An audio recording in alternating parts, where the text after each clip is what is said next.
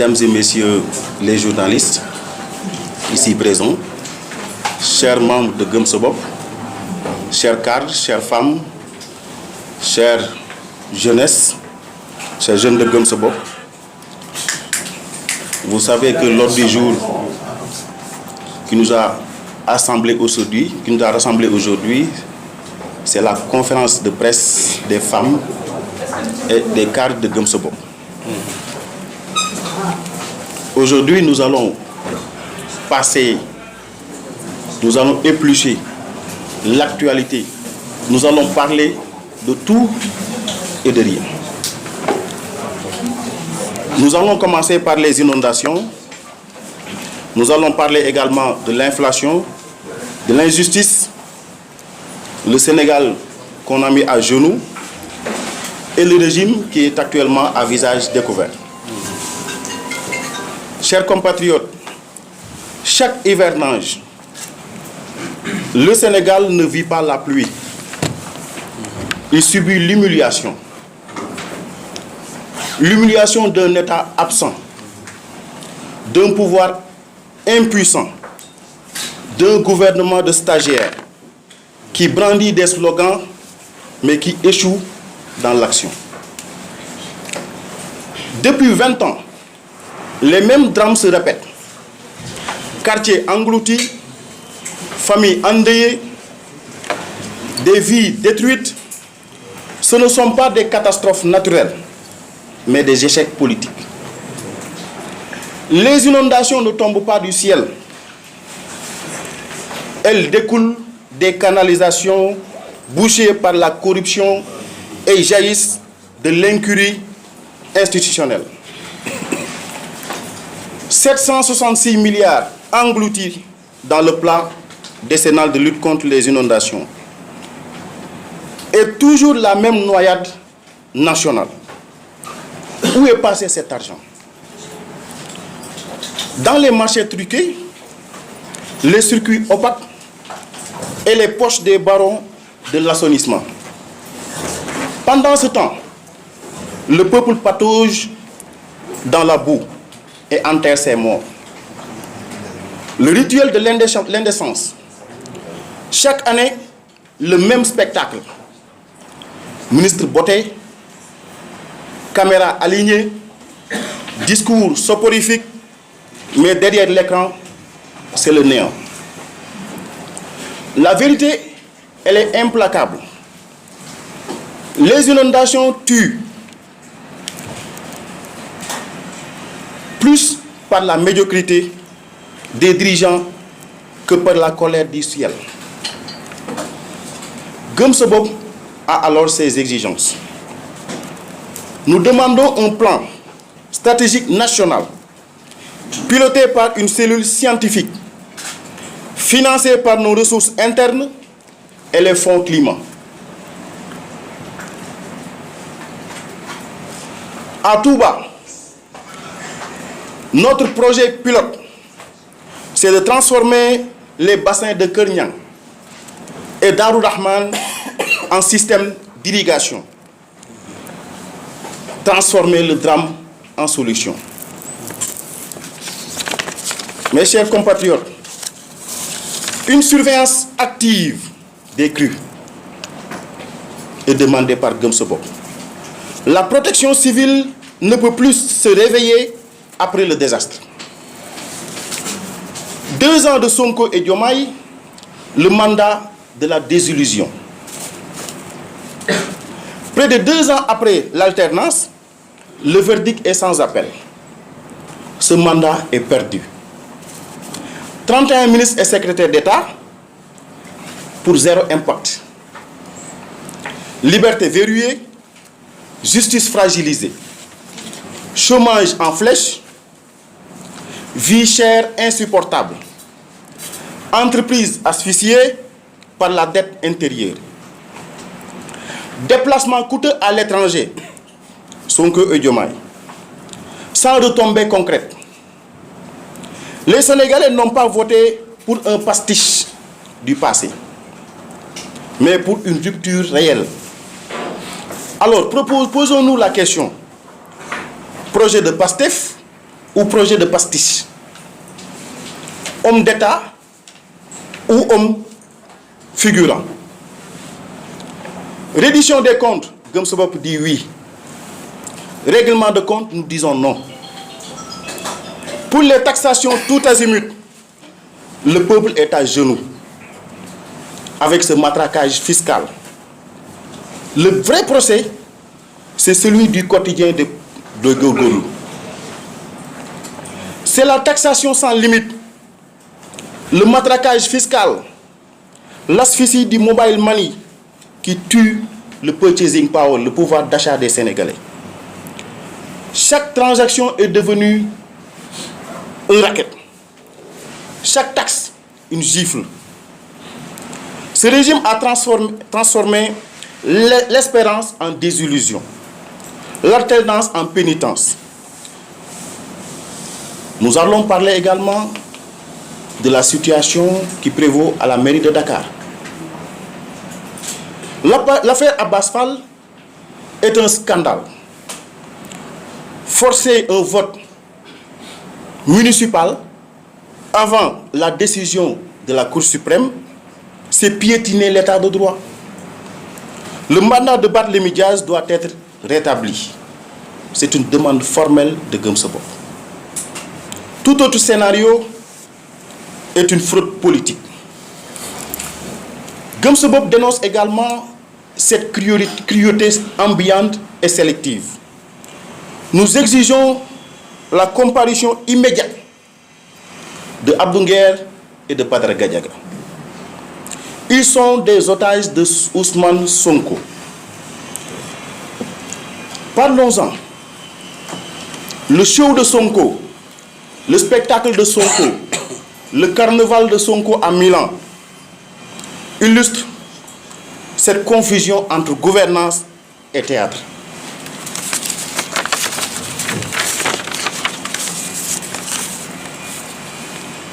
Après ce scandale de Sonko,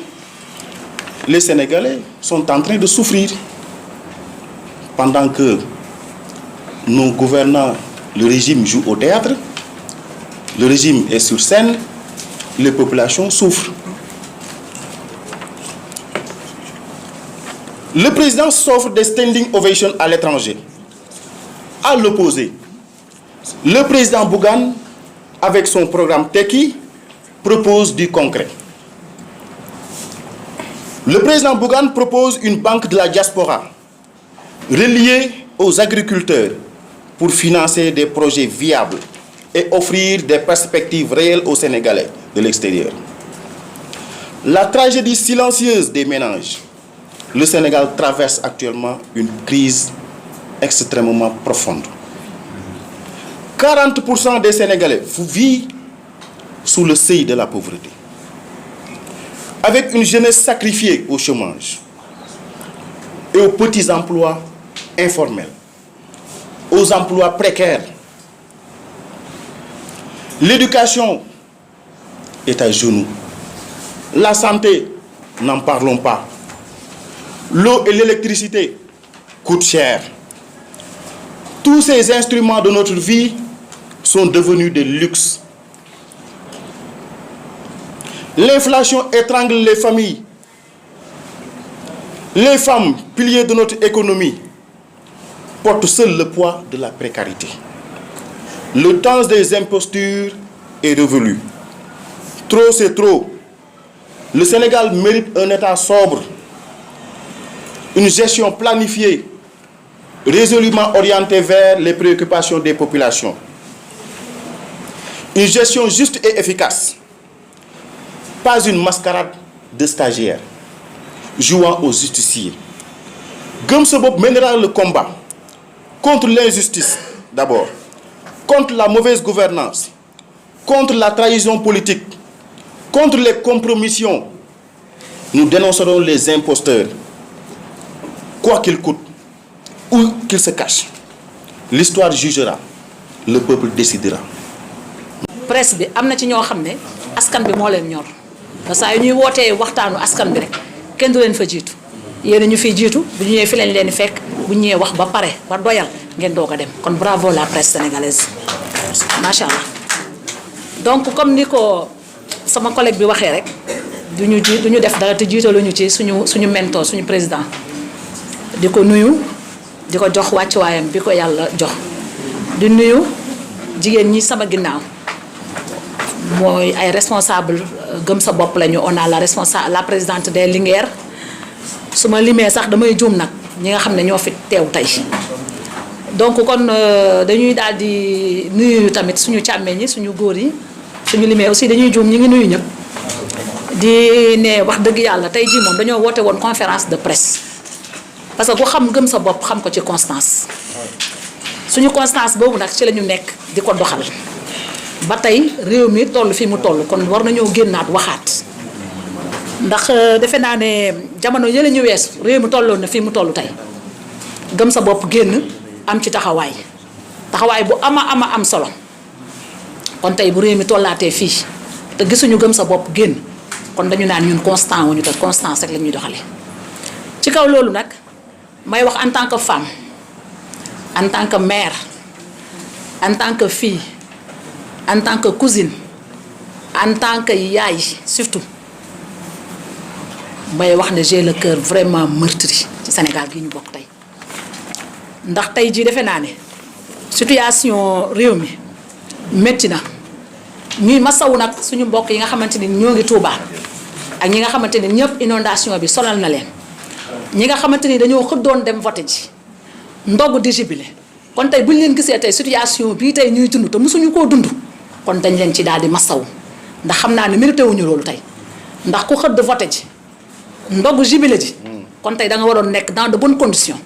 te ça se voit que ne tey jii nekkuñu ci benn condition bu baax ñuy fàttaliku nag ne heure bi daaw la suñu président jëloon ay ndimbal di ko yóbbuloon ñu ko soxla ah yéen gis natt ba ko ca fekk te wax dëgg yàlla kuy def lu baax moom bu la ci natt fekkee dañ naan la loolu suñu borom la kon ñu ngi koy masawuwaat coono boobu ndax duñu ko mës a fàtte duñu ko mës a fàtte kon loolu ku ne xam ne ne heure bii la woon kon ñu ngi koy fàttaliku te di ko masawu di ko masawu Sénégalais yi mu ko bokkaloon yëpp waa Tamba ak ñëpp ñu ngi leen koy masawuwaat di wax ne yaakaaroon naa ne diggante ñaari cheikh yi dafa war a leer muy Cheikh Tidiane Dièye mi yoroon ndox mi te ne nawetu daaw bële du seen nawet kon nawet bii seen nawet la ñoom nag kon seen nawet baaxul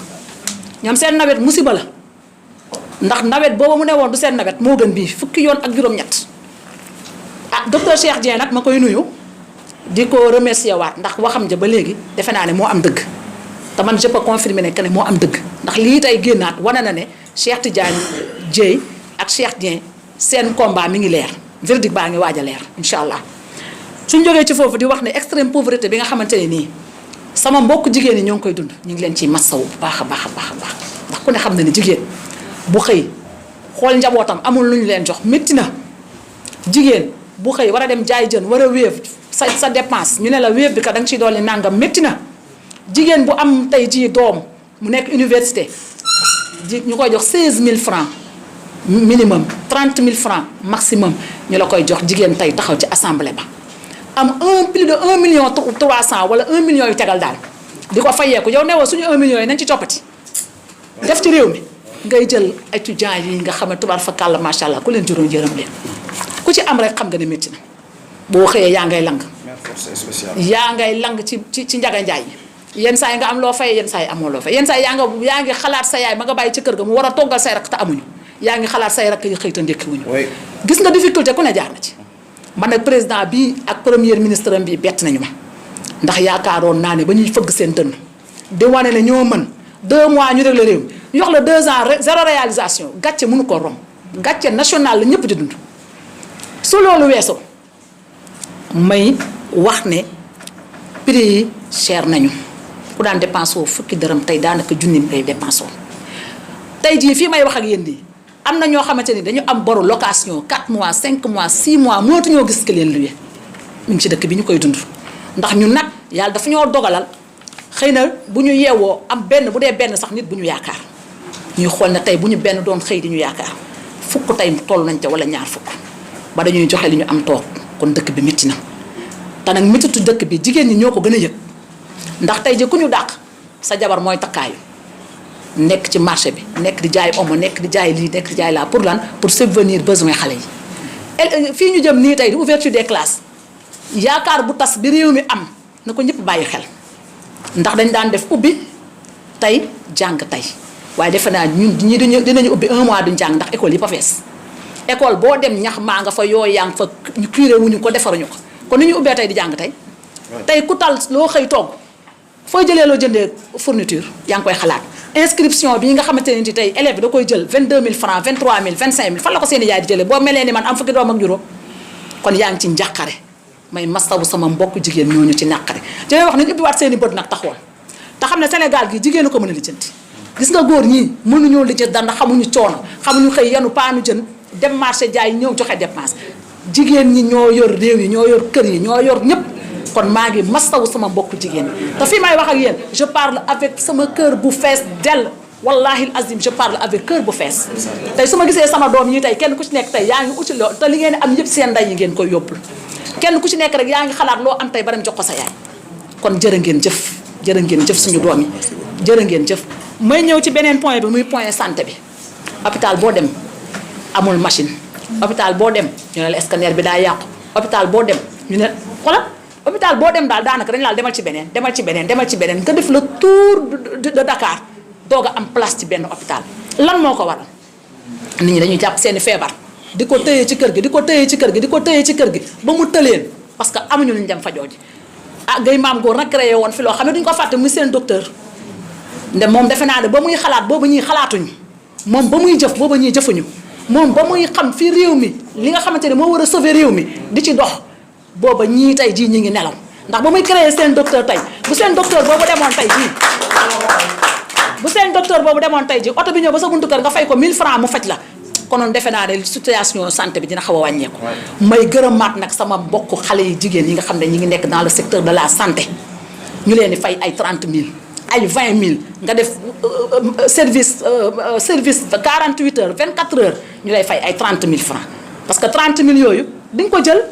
parce que moo fi sës nga jàng ba am say diplôme maa ngi gërëm sama doom yi nekk ci hôpitaux yi di gërëm les sages-femmes d'État di profito nag ci occasion boobu di wax ne octobre rose mi ngi ñëw c'est le mois prochain daanaka jege si na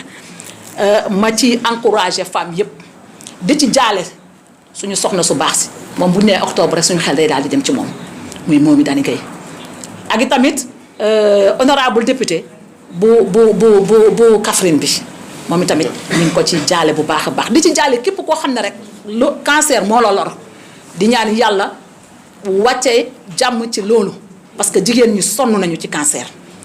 ñii defe naa ne li ñu waroon njëkk a def li ñu doon xaar ci ñoom boo fëggee sa dënn ne maa mën ñaari weer ma lijjanti réew mi ñaari at jot zéro réalisation kon gestu nag waxaat ak ñoom dafa jot di leen wax ne moom Ousmane Sonko mii ak le président Bassirou Diomaye Ousmane Sonko xamu nañu ko mélangé noonu ne leen réew mii dañ leen koo jox bu sell jox bu rafet bàyyi liggéeykat yi jox leen ko ñoom waxkat yi liggéeykat yi toog fee ñoom itamit am jom ak ngor di seetaan réew mi ndax kat li leen fal dafa nekk à